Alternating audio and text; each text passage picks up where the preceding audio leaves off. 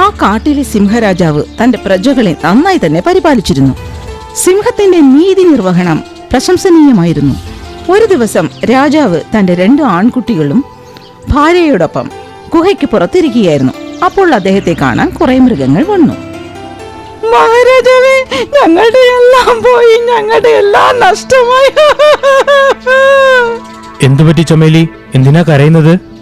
രാജാവേ, ഇന്നലെ മുതൽ മോനെ കാണാനില്ല. ഇന്ന് രാവിലെ കരടി അച്ഛൻ കാടിന് പുറത്ത് അവന്റെ ശരീരം കണ്ടു. ആരോ ഞങ്ങളുടെ മകനെ കൊന്ന് പാതി കഴിച്ചിട്ട് കാട്ടിന്റെ വെളിയിലിട്ടിട്ട് പോയി രാജാവേ. എന്ത്? ഞാൻ ഈ കാട്ടിൽ ഇത്ര കർശനമായ നിയമങ്ങളൊക്കെ ഉണ്ടാക്കിയിട്ടും ആർക്കാണ് ഇത്തരം ഒരു കാര്യം ചെയ്യാൻ ധൈര്യം വന്നത്? അറിയില്ല രാജാവേ. പലരും പറഞ്ഞു കേട്ടിട്ടുണ്ട് രാത്രി സമയം കുറെ ചെന്നായ്കൾ ഇവിടെ ചുറ്റിക്കറങ്ങുന്നുവെന്ന്. ഈ കാട്ടിൽ വേട്ടയാടാൻ പാടില്ലെന്ന് എല്ലാവർക്കും അറിയുന്നതല്ലേ? അപ്പൊ ഈ വേട്ടക്കാര് എവിടെ നിന്നായിരിക്കും വന്നിട്ടുണ്ടാവാ? നിങ്ങൾക്ക് എന്തായാലും നീതി കിട്ടിയിരിക്കും, വിഷമിക്കണ്ട. നിങ്ങളുടെ മകന്റെ കൊലയാളികളെ ഞാൻ ശിക്ഷിച്ചിരിക്കും. അവന് കൊടുക്കുന്ന ശിക്ഷ കണ്ടിട്ട് ഒരാളും ഒരിക്കലും ഇങ്ങനെ ചെയ്യണമെന്ന് ചിന്തിക്കാൻ പോലും പാടില്ല. ഭയക്കണം. നാളെ ദർബാറുണ്ട്, എല്ലാവരും ഹാജരാവണം. മന്ത്രി കടുവച്ചാരെ, മന്ത്രി ചീറ്റച്ചാരെ, പട്ടാളക്കാരെ ഇറക്കി അന്വേഷണം തുടങ്ങൂ. എനിക്കറിഞ്ഞിരിക്കണം നമ്മുടെ പ്രജയെ ആരാണ് കൊന്നതെന്ന്.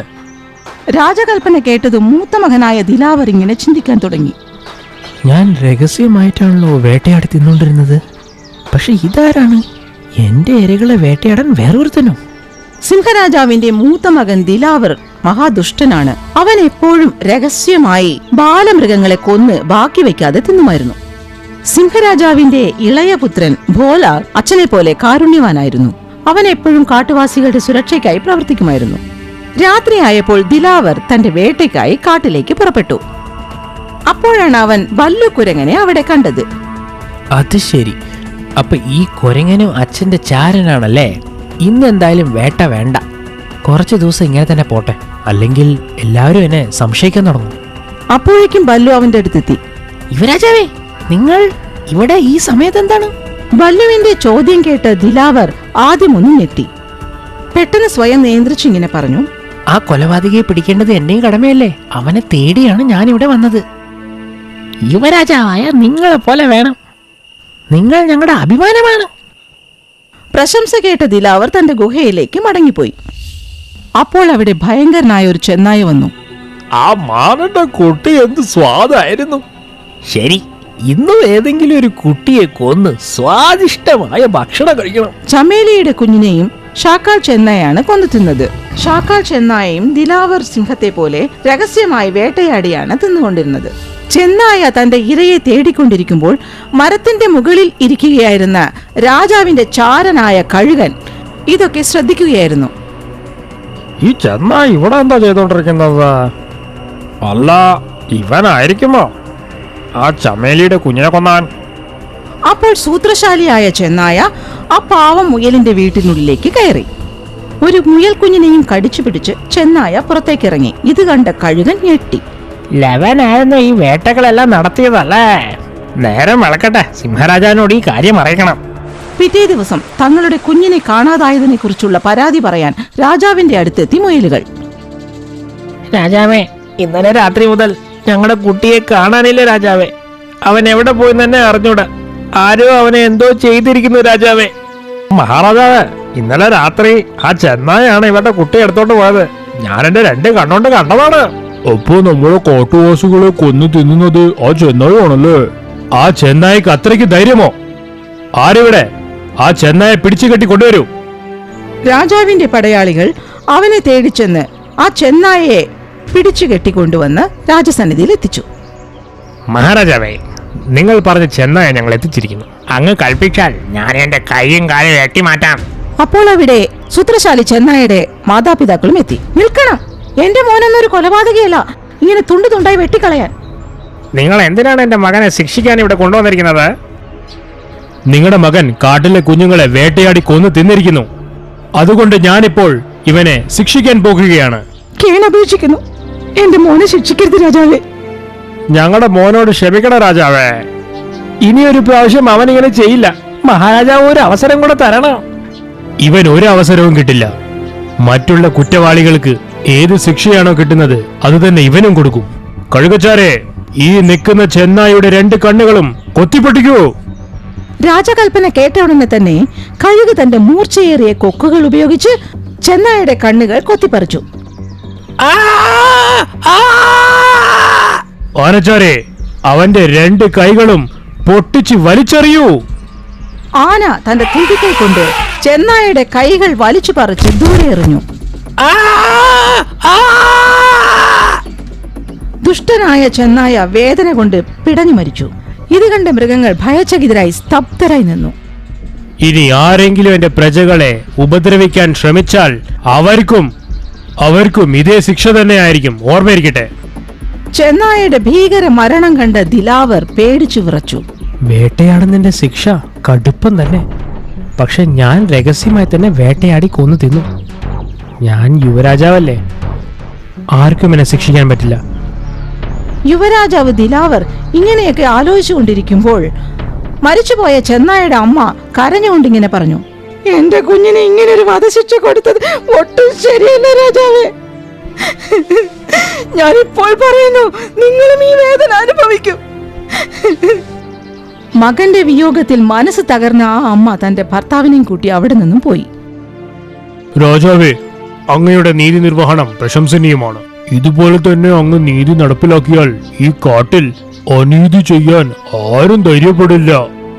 കോടതി വിധി കഴിഞ്ഞതും മൃഗങ്ങളൊക്കെ പിരിഞ്ഞുപോയി. ചെന്നായുടെ മരണത്തിനു ശേഷം ആ കാട്ടിൽ മൃഗങ്ങളുടെ ശവശരീരങ്ങൾ കണ്ടുകിട്ടിയില്ല. അങ്ങനെ ഒരു രാത്രിയിൽ ദിലാവർ ഇരയെ തേടി കാട്ടിലിറങ്ങി. കുറെ ദിവസമായി ഞാൻ ശരിക്കും ഒന്ന് വേട്ടയാടിയിട്ട്. ഇന്ന് എന്തായാലും ഏതെങ്കിലും ഒരു കുഞ്ഞിനെ ഞാൻ അടിച്ച് തിന്നിരിക്കും. അങ്ങനെ ചിന്തിച്ച് ദിലാവർ ചെന്നായകളുടെ വാസസ്ഥലത്തെത്തി. അവിടെ ഒരു ചെന്നായ കുഞ്ഞ് കളിച്ചുകൊണ്ടിരിക്കുന്നത് അവൻ കണ്ടു.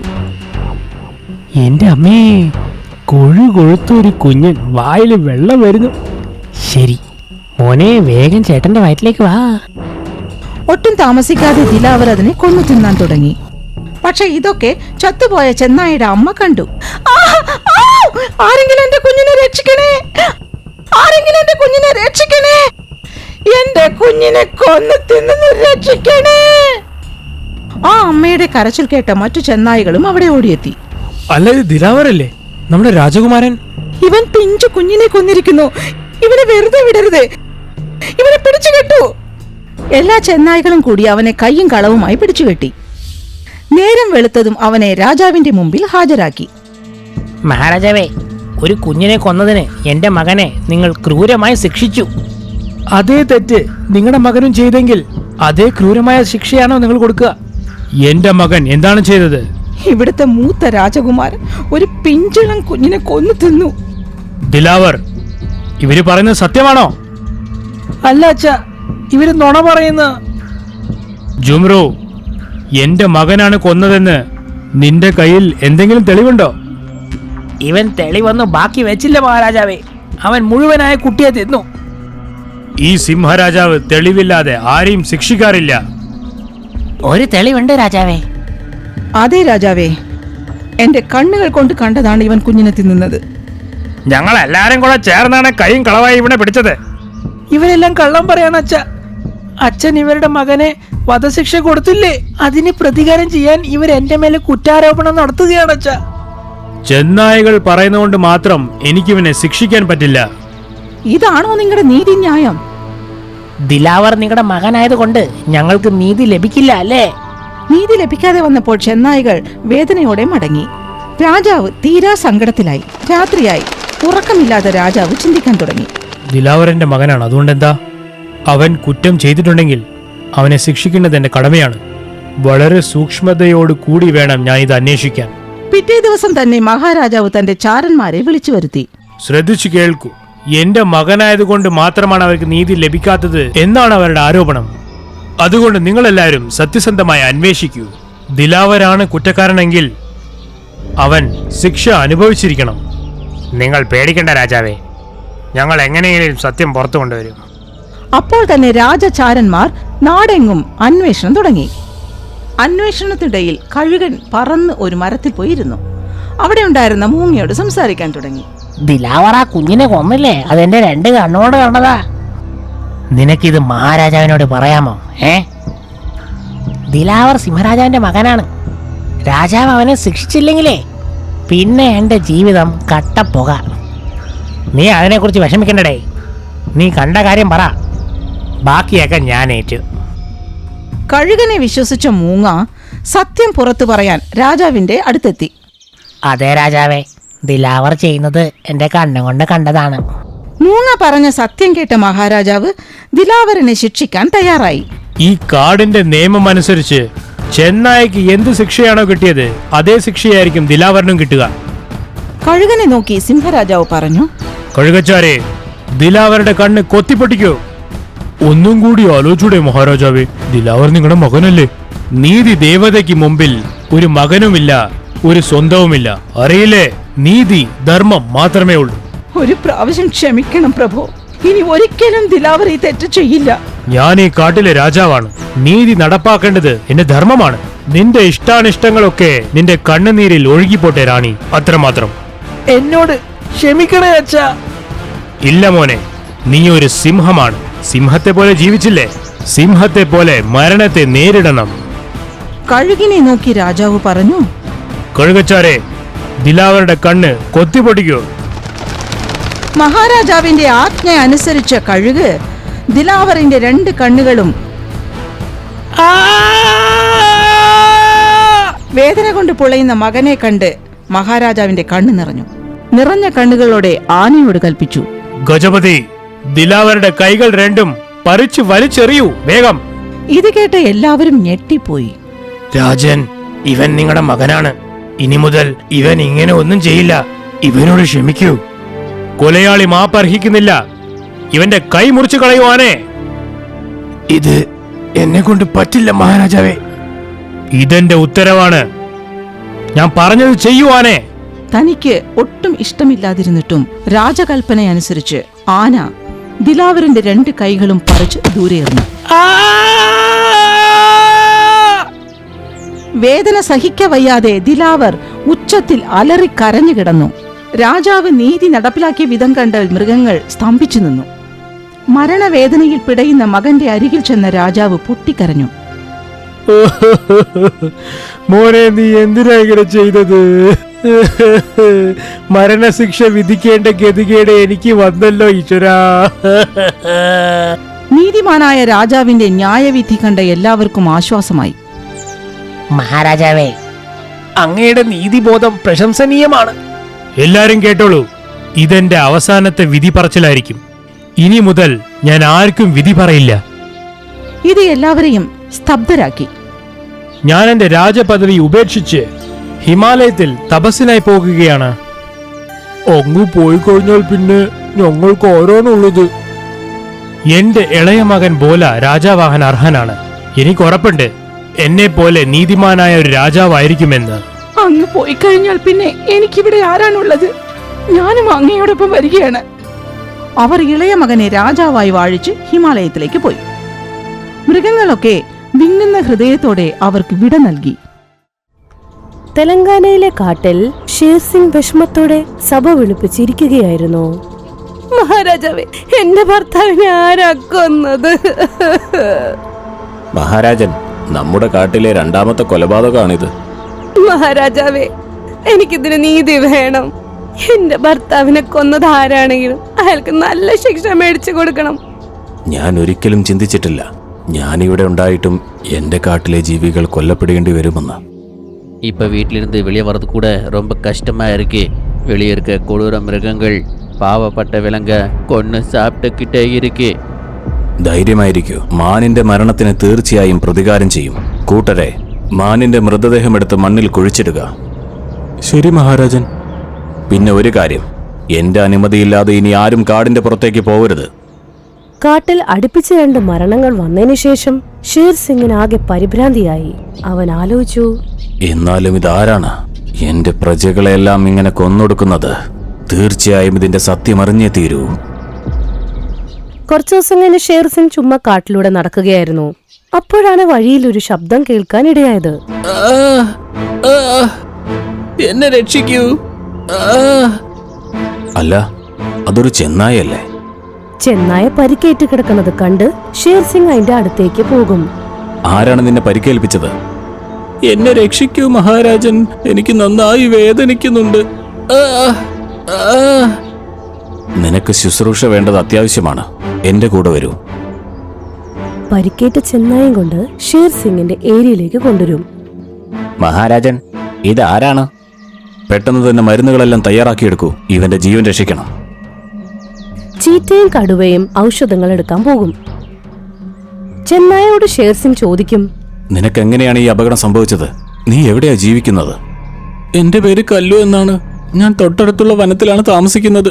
ഞാൻ കാട്ടിൽ വെറുതെ ഇരിക്കുന്ന സമയത്ത് ചില ക്രൂര മൃഗങ്ങൾ വന്ന് എന്നെ ആക്രമിച്ചു. അതാ സംഭവിച്ചത്. ഈ ക്രൂര മൃഗങ്ങളുടെ ആക്രമണം ദിനംപ്രതി വർദ്ധിച്ചുകൊണ്ടിരിക്കുകയാണ്.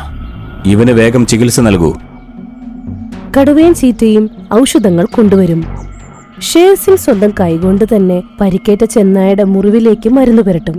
നിങ്ങൾ തീർച്ചയായും എന്റെ മാതാപിതാക്കൾ ചെയ്യുന്ന പോലെ എന്നെ പരിരക്ഷിച്ചു മഹാരാജൻ. ഇതെന്റെ കടമയാണ്. രാത്രി സമയം ഷേർ സിംഗ് ചെന്നായ്ക്ക് അടുത്തിരുത്തി ഭക്ഷണം കൊടുക്കുകയും ചെയ്യും. നോക്ക്, ഒട്ടും ലജ്ജിക്കരുത്. വിശപ്പ് മാറും വരെ കഴിച്ചോളൂ. ഞാനൊരു അപരിചിതനാ, എന്നിട്ടും അങ്ങ് എന്നെ എങ്ങനെയൊക്കെ സേവിക്കുന്നു. നിനക്കിപ്പോൾ പരിക്ക് പറ്റിയിരിക്കുകയാണ്. അങ്ങനെയുള്ളവരെ സംരക്ഷിക്കുന്നത് എന്റെ കർത്തവ്യമാണ്. കല്ലു ചെന്നായ ശരിയാവുന്നതുവരെ ഷേർ സിംഗ് അവനെ പരിപാലിച്ചുകൊണ്ടിരുന്നു. അങ്ങനെ കല്ലുവിന് സ്വന്തം ആരോഗ്യം വീണ്ടു കിട്ടി. മഹാരാജൻ, അങ്ങെനിക്ക് വലിയ ഉപകാരമാണ് ചെയ്തിരിക്കുന്നത്. ഞാൻ ഈ ഉപകാരം ഒരിക്കലും മറക്കില്ല. ദൈവം അനുഗ്രഹിക്കട്ടെ. ഞാൻ പ്രാർത്ഥിക്കുന്നുണ്ട്. നീ എവിടെയിരുന്നാലും സുരക്ഷിതനായിരിക്കൂ. നന്ദിയുണ്ട് മഹാരാജൻ. അങ്ങനെ ചെന്നായ അവിടുന്ന് പോകും. അങ്ങനെ കുറച്ച് മാസങ്ങൾ നീണ്ടുപോകും. അങ്ങനെ ഒരു ദിവസം ഷേർ സിംഗിന്റെ അടുത്ത് മൃഗങ്ങൾ പറയും, മഹാരാജൻ, വനത്തിലെ വെള്ളം നന്നേ കുറഞ്ഞിരിക്കുകയാണ്. നമുക്ക് വെള്ളം കണ്ടെത്തേണ്ടത് അത്യാവശ്യമാണ്. അതെ, സമയത്തിന് നമുക്ക് വെള്ളം കിട്ടിയിട്ടില്ലെങ്കിൽ അത് വളരെ വലിയൊരു പ്രശ്നമായിരിക്കും. ഇങ്ങനെയൊരവസ്ഥയിൽ ആരെങ്കിലും പുറത്തേക്ക് അയച്ചാൽ അപകടത്തിൽ നിന്ന് മുക്തിയില്ല. പക്ഷേ വെള്ളം കണ്ടുപിടിക്കേണ്ടത് അത്യാവശ്യമല്ലേ? അതെ, പക്ഷേ വെള്ളം കണ്ടുപിടിക്കാനായി കാടിന്റെ പുറത്തേക്ക് ഞാൻ ഒറ്റയ്ക്ക് പൊക്കോളാം. കാരണം ഞാൻ ആഗ്രഹിക്കുന്നില്ല ഇനി ഇവിടുത്തെ ഒരു ജീവിയും ക്രൂര മൃഗങ്ങളുടെ ഇരയാവാൻ. പക്ഷെ ഞങ്ങൾ അങ്ങേ ഒരിക്കലും പുറത്തേക്ക് ഒറ്റയ്ക്ക് വിടില്ല. ഞങ്ങളും അങ്ങയുടെ കൂടെ വരും. വേണ്ട ചീറ്റെ, വെള്ളം കണ്ടുപിടിക്കാനായി കാടിന്റെ പുറത്തേക്ക് ഞാൻ ഒറ്റയ്ക്ക് പൊയ്ക്കോളാം. കാരണം കാടിന്റെ പുറത്തുള്ള അപകടങ്ങൾ നമുക്ക് ഒഴിവാക്കാനാവില്ല. ഷേർ സിംഗ് വെള്ളത്തിനായി കാട്ടിൽ നിന്നും പുറത്തേക്ക് സഞ്ചാരം തുടങ്ങും. ഇവിടെ ഇത്രയും ദൂരേക്ക് പോലും വെള്ളം കാണുന്നില്ലല്ലോ. ഇനി വെള്ളം എവിടെ കണ്ടുപിടിക്കും? ഷേർ സിംഗ് മുമ്പോട്ട് പോവുകയായിരുന്നു. ദൂരത്ത് ഒരു പെൺസിംഹം പരിക്കേറ്റ് വയ്യാണ്ട് കിടക്കുകയായിരുന്നു.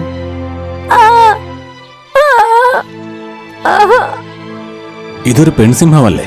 അവളെ ആരോ ആക്രമിച്ചതാണെന്ന് തോന്നുന്നു. ഷേർ സിംഗ് പരിക്കേറ്റ പെൺസിംഹത്തിന്റെ അടുത്ത് വരും. നീ ആരാണ്?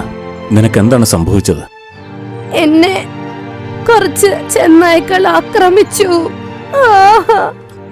അപ്പോൾ നിനക്കറിയില്ലേ ഈ പ്രദേശം അപകടകരമാണെന്ന്? അങ്ങനെ കേട്ടിരുന്നു ഞാൻ. എന്നിട്ട് ഞങ്ങളുടെ കാട്ടിലേക്ക് എന്തിനു വന്നു? ഈ ലോകത്ത് എനിക്ക് ആരുമില്ല. അതുകൊണ്ട് തന്നെ സുരക്ഷിതമായ സ്ഥലം തപ്പി വന്നതാണ് ഞാൻ. അങ്ങനെയാണെങ്കിൽ നീ എന്റെ കൂടെ എന്റെ വീട്ടിലേക്ക് വരൂ. ഇവിടെ ഇങ്ങനെ നിൽക്കുന്നത് ഒട്ടും സുരക്ഷിതമല്ല. നന്ദിയുണ്ട്. അങ്ങനെ പെൺസിംഹത്തിനെ ഷേർ സിംഗ് സ്വന്തം കാട്ടിലേക്ക് കൊണ്ടുപോകും. നിനക്ക് എത്ര ദിവസം വേണോ അത്ര ദിവസം തന്നെ ഇവിടെ കഴിഞ്ഞോളൂ. നന്ദിയുണ്ട് സിംഹരാജാവേ. നീ ഗുഹയ്ക്കുള്ളിൽ വിശ്രമിച്ചോളൂ. ഞാൻ നിനക്കുള്ള ഭക്ഷണത്തിന്റെ കാര്യം ഏർപ്പാടാക്കാം. ഷേർ സിംഗ് അപ്പോൾ തന്നെ ചീറ്റയുടെ അടുത്തും കുറുക്കന്റെ അടുത്തും ആഹാരം തപ്പാനായി പറഞ്ഞുവിടും. ഷേർ സിംഗ് എന്റെ വലയിൽ വീണു കഴിഞ്ഞോ? ഞാൻ എന്തിനാണോ ഇവിടെ വന്നത് ആ കാര്യം ഞാൻ ഇനി നടത്തിയിട്ടേ ഇവിടുന്ന് പോകുള്ളൂ. കുറച്ചേരം കഴിഞ്ഞ് ഷേർ സിംഗ് ആഹാരവും കൊണ്ട് ഗുഹയിലെത്തും. നിങ്ങൾ ഇത് കഴിച്ചോളൂ. എന്റെ കാര്യത്തിൽ നല്ല ശ്രദ്ധയുണ്ടല്ലോ. ഞാൻ ഈ സഹായം ജീവിതത്തിൽ മറക്കില്ല. ഇങ്ങനെയെല്ലാം പറഞ്ഞ് എന്നെ ലജ്ജിപ്പിക്കരുത്. ഇതെന്റെ കടമയാണ്. അങ്ങനെ ഷേർ സിംഗും ബാക്കി കൂട്ടാളികളും പെൺസിംഹത്തിനെ നല്ല രീതിയിൽ പരിപാലിക്കും.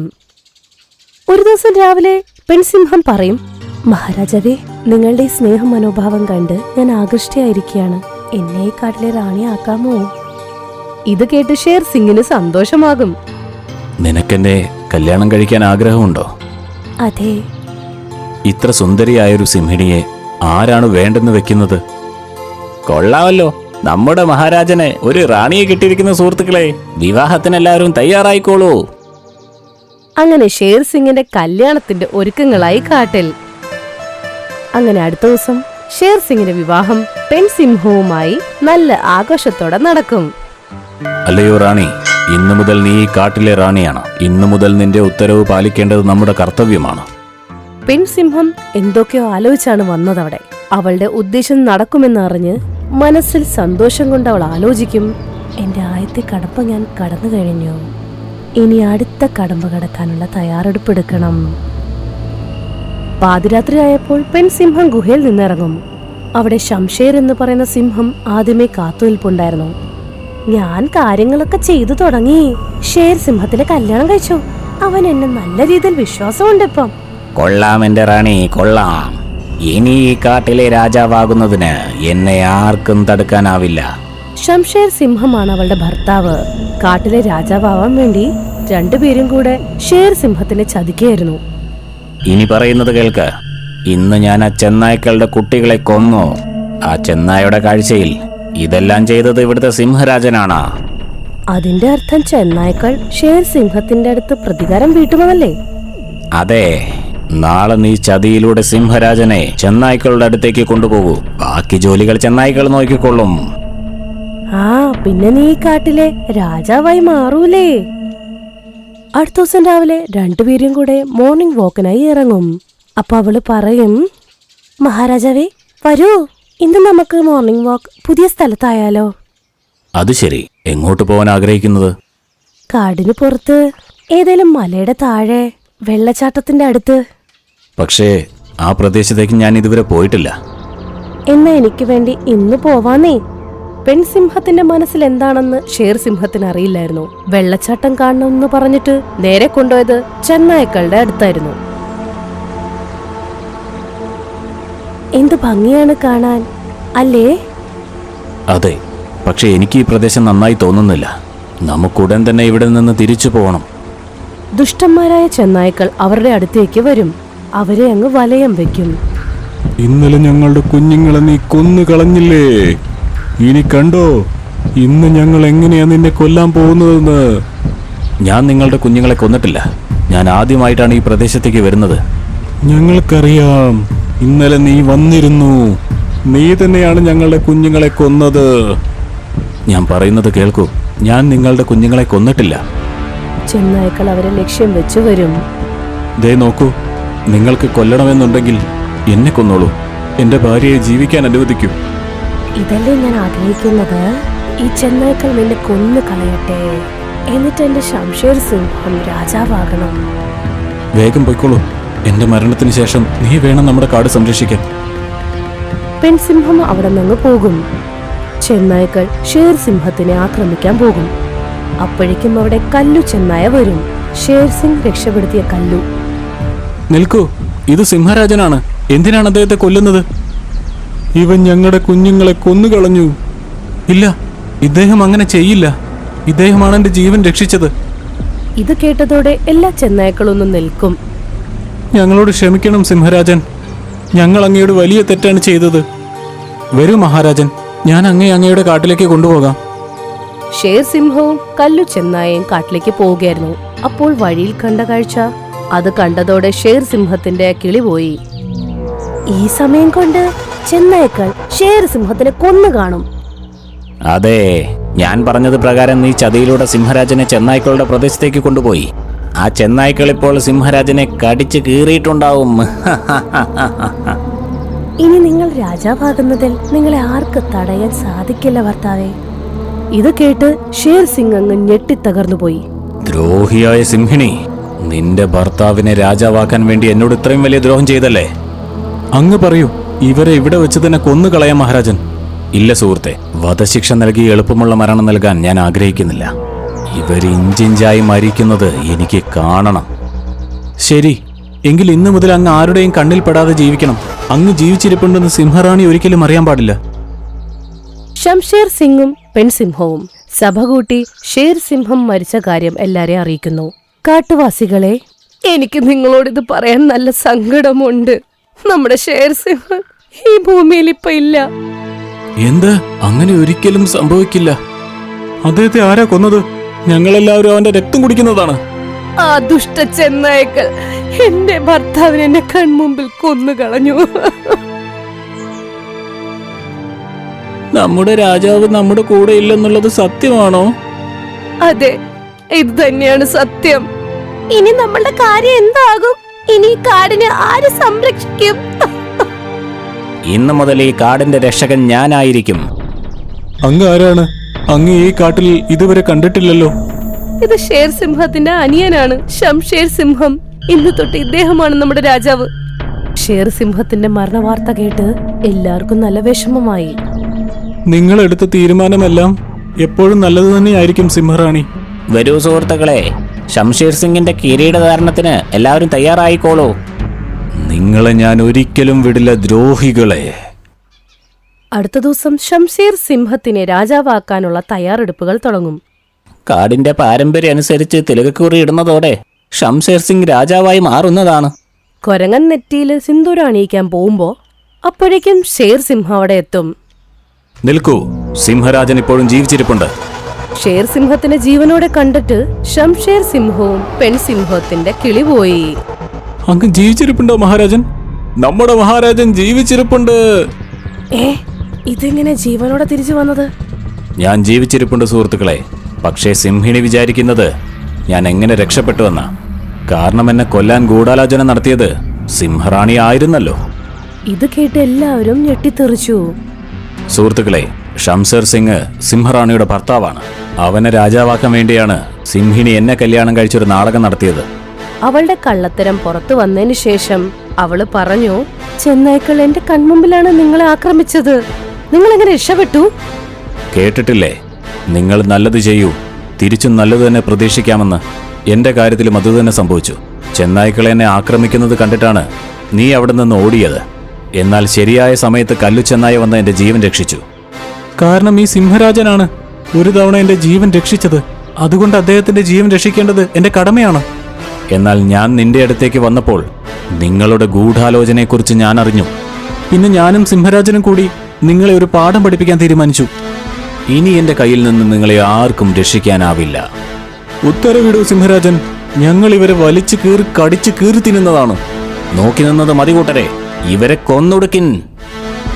ഇത് കേട്ടതോടെ ശംഷേർ സിംഹം അവിടെ നിന്ന് ഓടാൻ തുടങ്ങി. പുറകെ കാട്ടിലെ മൃഗങ്ങളും അവനെ കൊല്ലാനായിട്ട് പുറകെ തന്നെ ഓടി.